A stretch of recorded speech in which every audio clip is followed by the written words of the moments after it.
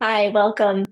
My name's Michelle Lierre of Lierre Filigree, and welcome to my studio. I am here today to share with you my 5 top favorite tools, which is actually really difficult to choose because I have a lot of favorite tools.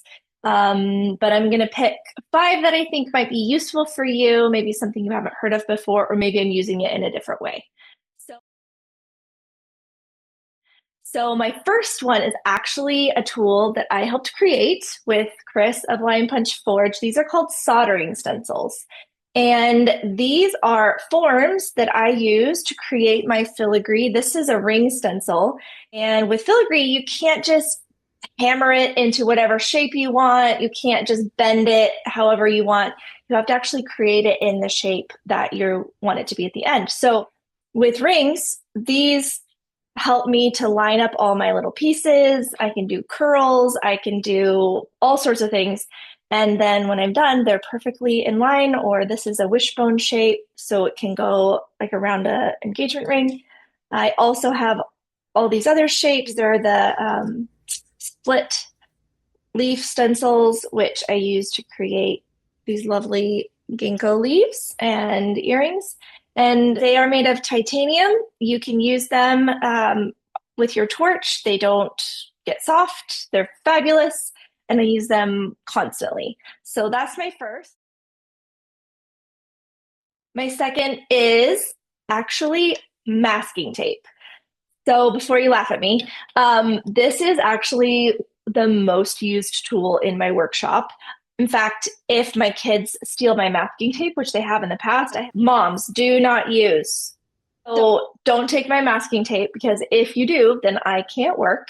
Um, Primarily, I use it to hold all my little curls and shapes, and it keeps them from moving or going places I don't want them to go and makes my job so much easier. I also use them on my pliers to keep them from marring my metal that I'm bending.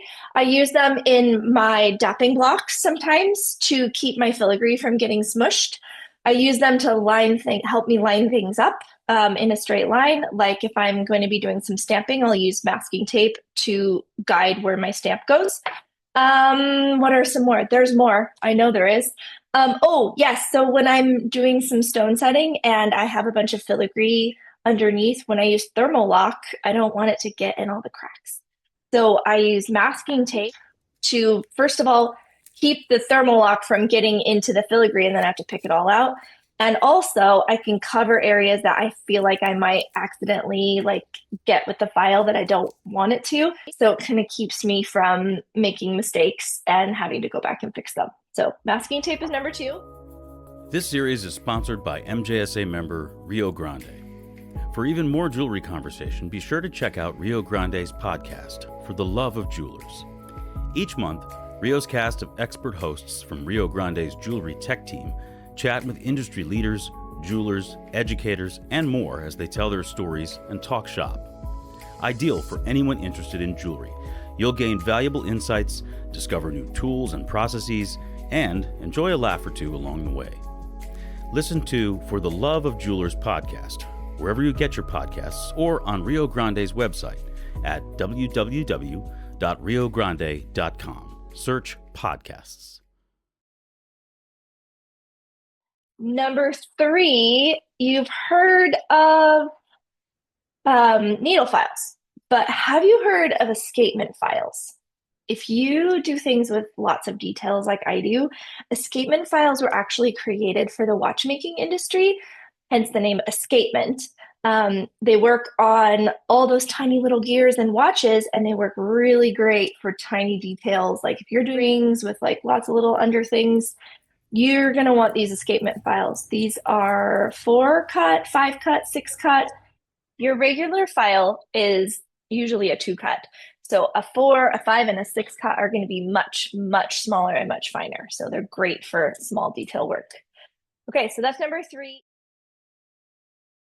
In the polishing arena, I also have something that I love, and they're called slurry polishing strips. If you're like me, and again, always trying to get into crevices, these come in a pack. They're made by Grobet, and they come in all different grits. all together. And you just peel one of these off and you can stick it in, this is my Lion Punch Forge micro saw coming out soon, or in something else that you use. And under a microscope or whatever, I can polish in the tiniest areas using these slurry strips. And I don't have to spend a bunch of time taking emery paper and putting the tape on the back and cutting it out in a straight line. It's super easy. You just pull one off. When you're done, you put it in your refining bucket. Okay, so that was number 4. And finally, number 5 is going to be Hold It Clay, made by Renee Ford. This saves my bacon all the time. I have little things that like to move around. There is no possible way that I could create enough like honeycomb scaffolding to get just the right shape. This allows me to hold things together. Sometimes, like even just on the ring, it allows me to, sometimes I'll create forms out of it. So I'll like, if I need to make a hemisphere, I'll make that shape first with the Hold It Clay and then dry it with my torch and then use that as actually my soldering surface. And it also can be used as a very light heat sink. So if I have a small thing that I don't want to heat up as fast as the rest, I can put some of this to hold it on, and I know that it's going to pull some of the heat and give me that much more time to heat the rest of my piece before it gets too hot. So this stuff is wonderful, and I use it over and over, and I think one of these has lasted me at least a year. So highly recommend. And those are my 5 tools. I wish I could give you 25 more, but that's all they will allow me. So thanks for listening. And if you have a favorite tool you'd like me to know about, come find me on Instagram at Lierre Works or on my website. Bye for now.